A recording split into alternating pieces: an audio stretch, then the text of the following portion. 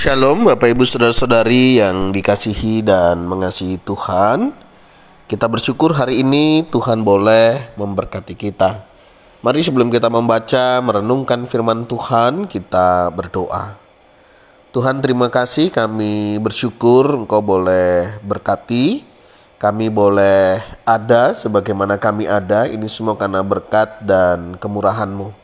Sebentar kami akan membaca, merenungkan firman-Mu, berfirmanlah, dan biarlah kami mengerti apa yang menjadi kehendak-Mu di dalam hidup kami. Kami berdoa di dalam nama Tuhan Yesus Kristus, haleluya, amin. Ayat bacaan kita hari ini terambil dari 1 Petrus pasal yang keempat, ayat yang ke-7 hingga ayatnya yang ke-11. Saya akan membacakan ayatnya yang ke-10. Layanilah seorang akan yang lain, sesuai dengan karunia yang telah diperoleh tiap-tiap orang, sebagai pengurus yang baik dari kasih karunia Allah. Amin. Demikianlah firman Tuhan, mari kita merenungkannya. Bapak Ibu Saudara yang dikasihi dan mengasihi Tuhan, kita bersyukur sebagai anak-anak Tuhan, ya. Kita dipilih olehnya, kita dijadikan anaknya, dan tentunya mestinya kita hidup sebagaimana mestinya sebagai anak-anak Tuhan. Nah, perikop ini mengajarkan kita tentang bagaimana hidup orang Kristen. Nah, tentunya hidup orang Kristen berbeda dengan hidup yang lainnya. Ya, dalam berinteraksi, berbicara, bersosial, ya, dan tentunya ada banyak hal yang membedakan kita dari yang lainnya. Kenapa demikian? Karena kita adalah anak-anak Allah, ya. Mestinya dari cara kita hidup, cara kita berbicara, bersikap, bertutur kata, itu tentunya berbeda. Nah, misalnya saja di dalam bagian ini yang tadi saya bacakan. Misalnya ya dalam hal melayani. Di tengah kecenderungan orang ingin dilayani, kita sebagai anak-anak Tuhan malah diajarkan untuk melayani. Itu bukan hal yang mudah, saudara, ya. Apalagi kalau kita punya jabatan, kita punya kedudukan, kita punya pangkat, kita punya kuasa.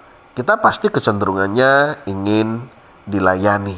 Tetapi tidaklah demikian bagi setiap kita anak-anak Tuhan. Justru kita diajak untuk melayani, ya. Bahkan dikatakan saling melayani. Nah, berbicara tentang pelayanan, bagaimana sih kita melayani? Nah, di sini diajarkan tentang layanilah seorang akan yang lain sesuai dengan karunia yang telah diperoleh tiap-tiap orang, ya, sebagai pengurus yang baik dari kasih karunia Allah. Jadi setiap kita sudah diberikan karunia masing-masing oleh Allah, ya. Allah kita sudah memperlengkapi kita dengan berbagai kasih karunia, talenta, ya, keterampilan untuk kita boleh melayani. Apa saja di bidang apa saja Tuhan bisa berkarya.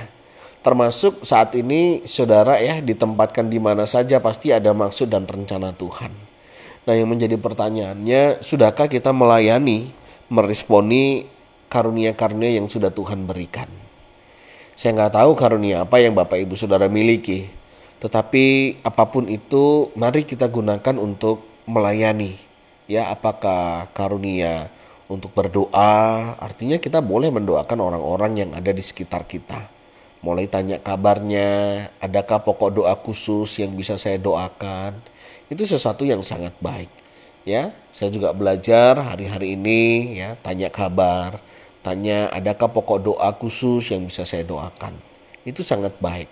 Jika Bapak Ibu Saudara ingin didoakan, boleh juga, ya, dengan menghubungi, ya, kita nanti bisa saling mendoakan. Nah, itu contoh, ya, dengan karunia yang ada. Bisa juga Bapak Ibu punya talenta menyanyi misalnya. Tidak ada salahnya terlibat dalam pelayanan di gereja, apakah menjadi seorang pemimpin pujian, ya, worship leader, atau mungkin backing vokal, seperti itu. Itu sangat baik, ya, jika Tuhan memang memberikan karunia itu kepada kita. Jika Tuhan memberikan karunia yang lain, apakah kita melayani dalam bidang musik, sound system, pelayanan misalnya di LCD, penyambutan, atau bahkan pelayanan di luar gereja misalnya. Ya, ada banyak misalnya membantu orang, menolong orang, ya, mempertemukan orang dengan orang. Kan ada itu ya, memobilisasi misalnya. Ada banyak Bapak Ibu Saudara pelayanan yang Tuhan berikan ya, dengan karunia kita yang cakap bicara, cakap membangun relasi ya, cakap dalam berbagai hal. Artinya tidak kebetulan Tuhan memperlengkapi itu semua di dalam diri kita. Mungkin tidak semua, tetapi ada hal-hal khusus yang kita bisa pakai untuk memperkenalkan Kristus kepada mereka, untuk membawa Kristus kepada mereka. Ya, ini menjadi bagian di dalam hidup kita. Nah, itu karunia yang Tuhan berikan. Nah, pertanyaannya mungkin di mana? Ya, di mana Bapak Ibu Saudara hari ini ditempatkan? Apakah di lingkungan keluarga? Apakah di lingkungan pekerjaan? Apakah di lingkungan di mana Bapak Ibu dipercayakan misalnya? Ya, misalnya di rumah. Mungkin ada anggota keluarga yang belum menerima Kristus sebagai Tuhan Juru Selamat. Tuhan mau ya memakai kita untuk melayani di keluarga ini. Di lingkungan pekerjaan, bagaimana kita menjadi saksi ya dalam kita bekerja, kedatangan kita, kehadiran kita, tugas-tugas kita. Tentunya ini akan menolong kita ya, bagaimana kita menjadi anak-anak Tuhan yang berbeda. Misalnya kita memiliki penguasaan diri ya, tenang ya, sehingga kita bisa berdoa ya, kita bisa berdoa untuk orang lain, berdoa bersyafaat ya, ataupun untuk doa untuk diri sendiri.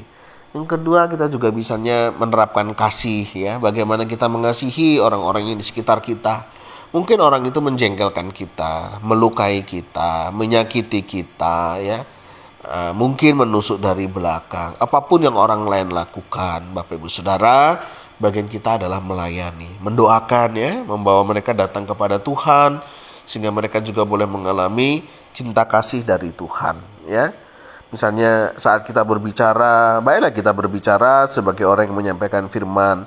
Jika ada orang yang melayani, marilah ia melakukannya dengan kekuatan yang dianugerahkan Allah. Nah, semuanya itu dengan satu tujuan, nama Tuhan yang dimuliakan. Jadi hidup kekristenan itu melakukan segala sesuatunya, apakah dalam pelayanan ya, apakah dalam berdoa misalnya, dalam mengasihi ya, bukan untuk kita dikenal, tetapi untuk nama Tuhan dimuliakan, sehingga segala hormat kemuliaan hanya bagi nama Tuhan. Karena apa? Karena Tuhan Allah yang sudah memulai lebih dulu dalam hidup kita, sehingga kita selanjutnya bisa melakukannya. Jadi mari, ini cara hidup ya, hidup orang Kristen ya. Nah, pertanyaannya, sudahkah kita demikian? Hidup dari Tuhan, oleh Tuhan, dan untuk Tuhan. Jadi jika ada yang belum, mari kita perbaiki ya. Kita pulihkan diri kita sehingga kita boleh sadar hidup kita dari Tuhan, oleh Tuhan, dan segala hormat kemuliaan hanya bagi nama Tuhan. Hati-hati ya.